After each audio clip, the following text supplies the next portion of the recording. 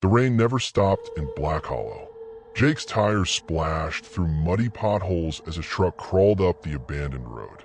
The house stood crooked between dead oaks, its windows boarded up like closed eyes. The realtor's key turned too easily in the lock. Inside smelled like wet newspaper and something sharper, copper maybe. Jake's flashlight beam caught movement in the kitchen. Just rats probably. The floor groaned under his boots as he climbed the stairs. That's when he heard the first whisper, his name dragged out too long. Jake. He spun around. Nothing. The master bedroom door had deep grooves in the wood, 4 parallel lines running from doorknob to ceiling. Something had clawed its way out. His phone died at midnight. The scratching started at 12:17. At first it came from the walls, then underneath him, then inside his chest. Jake pressed his hands to his sternum and felt something push back. Morning light revealed what the dark hid. Brown stains streaked the hallway walls in erratic patterns. Not mold, something had dragged itself through the house. Jake found the basement door padlocked from the outside. The key from the realtor didn't fit. His hammer broke against the rusted lock like it was made of something harder than iron.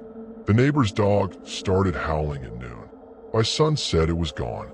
Jake saw its collar in his yard that night. The tags bent inward like something had bitten them. His dreams got worse. Always the same one, standing waist deep in black water while things brushed against his legs. He woke with wet sheets and something under his fingernails that wasn't dirt. The bathroom mirror showed him older, gaunt, yellow cracks in his pupils. The whispers got louder. He stopped when he spoke back. The padlock fell off the basement door on the 3rd night. The stairs led down further than they should. The basement walls pulsed. Jake told himself it was shadows from his flickering flashlight. The concrete wept dark fluid that smelled like spoiled milk. His boots stuck to the floor with each step. In the center stood a chair facing the wall. The wood was stained nearly black. Something sat in it. Jake's breath fogged in air too cold for summer. The figure turned its head without moving its body. Its face was smooth like worn leather. No eyes, no mouth, just indentations where features should be. It held out a hand with too many fingers. Jake ran. The basement door slammed shut above him. The flashlight died. In the dark, wet footsteps squelched toward him. His hands found a metal pipe. He swung. The impact vibrated up his arms. The thing made a sound like a deflating balloon. Then laughter. Jake woke on the kitchen floor at dawn. His knuckles were raw. The basement door was locked again. His reflection in the toaster showed bloody teeth. He hadn't been in a fight. The cuts appeared while he slept. Thin red lines across his stomach forming symbols he didn't recognize. Jake drove to town, but the road stretched longer than it should have. The gas station attendant wouldn't meet his eyes. "You're staying at the old Mayfield place." He made a sign with his fingers. "They say the last family." His voice dropped. The father ate them. Not like a man eats, like something else. Jake's hands shook holding the coffee. Back home, the furniture had moved. The chair in the living room now faced the basement door. At 3:33 a.m. his phone lit up with a notification. One voicemail. Just breathing on the line. Then a wet crunch and a whisper. "We're hungry." The bedroom walls grew soft when he pressed against them. Jake peeled back the wallpaper. The drywall underneath was gone. Just a membrane like skin. Through it, something watched him back. Jake stopped sleeping. The thing in the basement knocked every night. 3 slow raps that made his teeth ache. He boarded up the door but woke to find the nails stacked neatly on his nightstand. The neighbor's wife came by with a casserole. Her eyes lingered on his sunken cheeks. "You look like him," she said. "Like who?" She left without answering. That night, Jake saw her through the window, standing in his yard with her head tilted too far back. Black liquid ran from her nostrils. The cuts on his stomach formed words now. "Feed US." He found the first tooth in his coffee, small and pointed like a child's. More appeared daily. Under his pillow, In his shoes, the bathroom mirror showed two reflections now, his and another that grinned when he didn't. The basement door stood open. A trail of muddy footprints led up the stairs. They stopped at his bedroom door. The hunger started as an itch in his gums.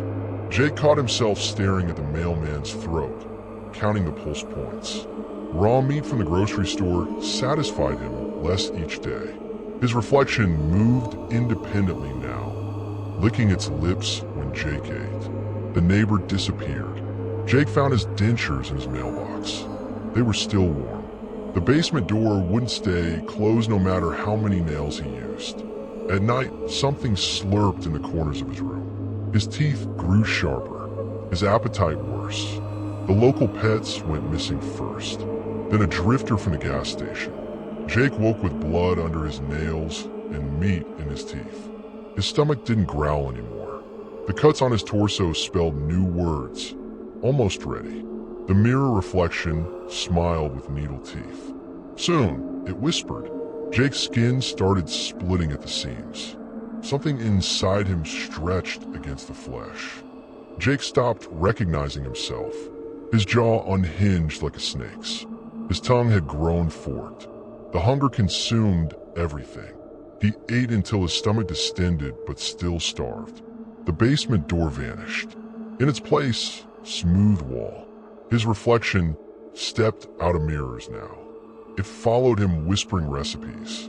A heart should still beat when you bite, it said. Jake's skin peeled away in strips, revealing something slick and dark underneath. The police came asking about the missing people. Jake let them in. They didn't leave. Their badges appeared on his nightstand next to the teeth collection. The house breathed around him now. The walls bled when he scratched them. His transformation came in flashes, fingers elongating, spine cracking as it rearranged. The last human thought he had was, the realtor never asked for payment. Then the hunger took over completely. The new family arrived on a rainy Tuesday. The realtor's smile stretched too wide. It's a steal, she said. The father frowned at the stains on the walls. The children laughed at the claw marks on the bedroom door. At midnight, the boy heard scratching, not on the walls, in his chest. The basement door was padlocked from the outside. The key didn't fit. Down the road, something watched from the trees. It had Jake's face, but its mouth opened too wide. Black liquid dripped from its chin as it counted the new residents. 1, 2, 3, 4. Enough to last until winter. It loped toward the house as the lights flickered inside. The realtor drove away, counting her commission. Another for sale sign appeared in her trunk. Business was good in Black Hollow. The hunger never stopped.